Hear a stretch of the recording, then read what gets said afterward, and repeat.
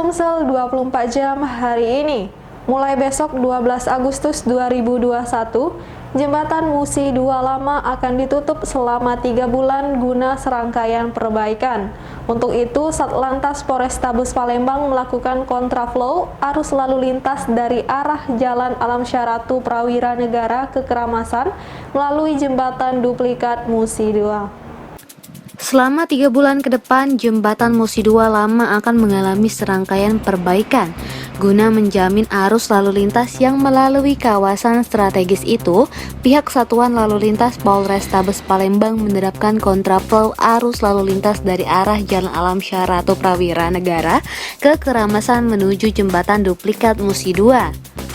Dalam penjelasannya via video yang dilansir di media sosial, Satlantas Polrestabes Palembang menjelaskan kontraflow dilakukan terhadap arus lalu lintas yang datang dari Jalan Alam Syaratu Prawira Negara menuju Keramasan. Kendaraan yang datang dari Jalan Alam Syaratu Prawira Negara yang mengarah ke Keramasan akan dialihkan putaran depan Bank BNI. Terus pengendara melaksanakan kontraflow ke jembatan duplikat Musi 2 atau jembatan Musi 2 yang baru. Selanjutnya pengendara bisa keluar di perputaran Citra Lane dan selanjutnya melaju sesuai arah normal. Bahwa terhitung mulai tanggal 12 Agustus 2021, jembatan Musi 2 yang lama sementara akan kami tutup dikarenakan akan dilakukan perbaikan selama kurang lebih 3 bulan. Jadi arus lalin yang dari Jalan Alam Syaratu Prawira Negara yang akan mengarah ke Keramasan akan kami alihkan ke putaran depan Bank BNI. Jadi Anda akan melaksanakan kontraflow ke jembatan duplikat Musi 2 atau jembatan Musi 2 yang baru. Kemudian Anda akan keluar di perputaran Citra Lane dan jalur Anda akan kembali normal.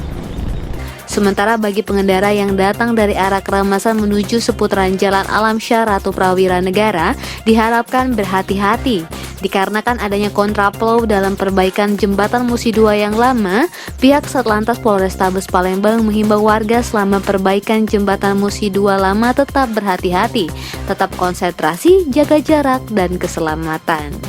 Jadi kami harapkan Anda yang dari arah Keramasan yang akan mengarah ke seputaran Alam Syaratu Prawira Negara agar tetap berhati-hati dikarenakan adanya kontraflow dalam perbaikan jalan Musi 2 yang lama.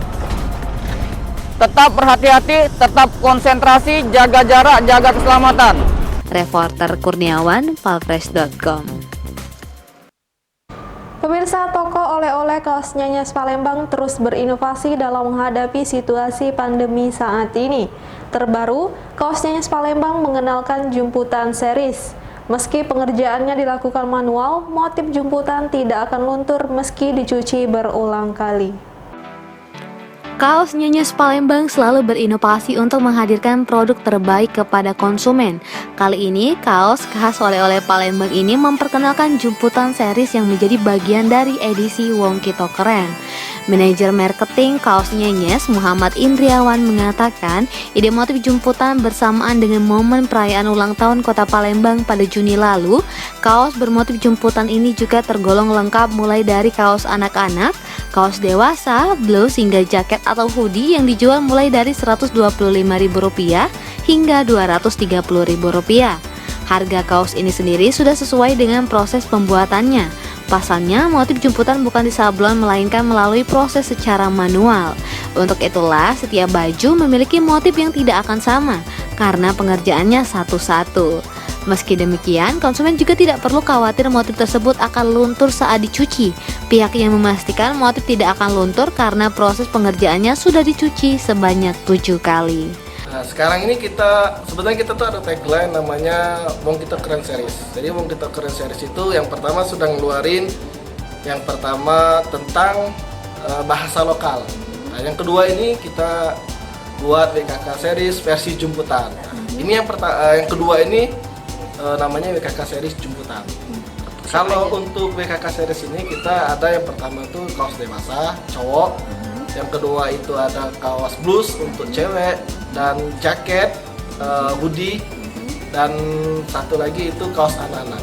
Kalau ada harga itu harganya dari 150 sampai 230.000. Reporter dan juru kamera Ella Sulistiana, palpres.com. Petugas laboratorium kesehatan Lahat terus melakukan tes PCR hingga larut malam. Dalam satu hari, petugas hanya mampu menguji 300 sampel dengan waktu pengujian mencapai 22 jam.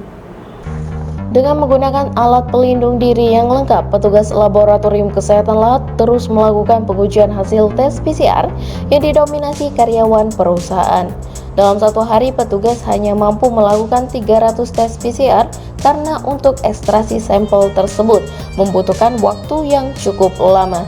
Kepala Laboratorium Kesehatan Lahat, Joko Kadarminto, mengaku sudah memiliki alat tes PCR sejak awal tahun ini. Dalam sehari, pihaknya hanya mampu melakukan 300 tes karena proses ekstraksi ratusan tes tersebut membutuhkan waktu 22 jam. Selama bertugas, petugas tes PCR juga menggunakan APD lengkap agar petugas tidak ikut terpapar COVID-19. Untuk tes PCR mandiri, harga yang dipatok cukup tinggi, mencapai 1,2 juta rupiah. Namun biaya tersebut dievaluasi dan dilakukan penurunan harga. Kita sudah lebih dari hampir 8.000 lah kita melakukan PCR di Kabupaten Lahat ini. Rata-rata per hari 300, PCR aja 300 karena kemampuan alat kita ini 300. Kemampuan alat PCR kita dengan tenaga yang ada ini 300. Karena sekali running itu alat kita mampu 100. Jadi sehari 3 kali running. Satu kali running itu 6,5 jam. 6,5 jam 13, jadi 13 tambah sekitar 20 jam per hari. Reporter dan juru kamera Bernard Albar, palpres.com. Berita terakhir Sumsel 24 jam hari ini. Aksi pencurian kembali terjadi di Kabupaten Oku Timur. Kali ini dialami Mudiono, warga Desa Marga Cinta, Kecamatan Belitang, Madang Raya. Dalam kejadian ini, uang sebanyak 147 juta rupiah bersama 2 unit laptop di dalam mobil dibawa kabur pencuri saat korban melaksanakan sholat di masjid. Aksi pencurian kembali meresahkan warga Kota Martapura, Kabupaten Oku Timur. Terbaru, mobil yang terparkir di depan Masjid Al-Azhar Cidawang, Kelurahan Paku, Sengkunyit, Kecamatan Martapura dibobol maling. Saat kejadian, korban Mudiono yang merupakan warga Desa Marga Cinta, Kecamatan Belitang, Madang Raya, sedang melaksanakan sholat di Masjid Al-Azhar. Aksi pencurian ini sempat terekam CCTV warga. Akibat kejadian itu, korban kehilangan uang tunai sebesar 147 juta rupiah beserta 2 unit laptop serta 2 buah tas yang berisi dokumen penting yang turut dibawa kabur pelaku. Informasi yang dihimpun palpres.com, sebelum kejadian korban bersama rekannya mengambil uang dari salah satu bank di Kecamatan Martapura.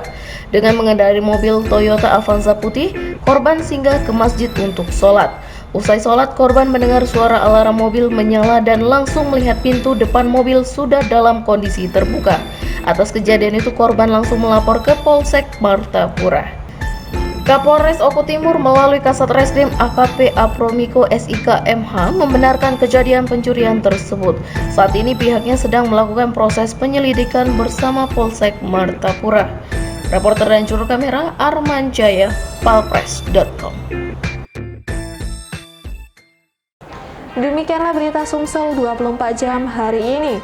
Untuk pemirsa Sumsel 24 jam, jangan lupa tetap menerapkan protokol kesehatan seperti menjaga jarak, mencuci tangan, dan menggunakan masker.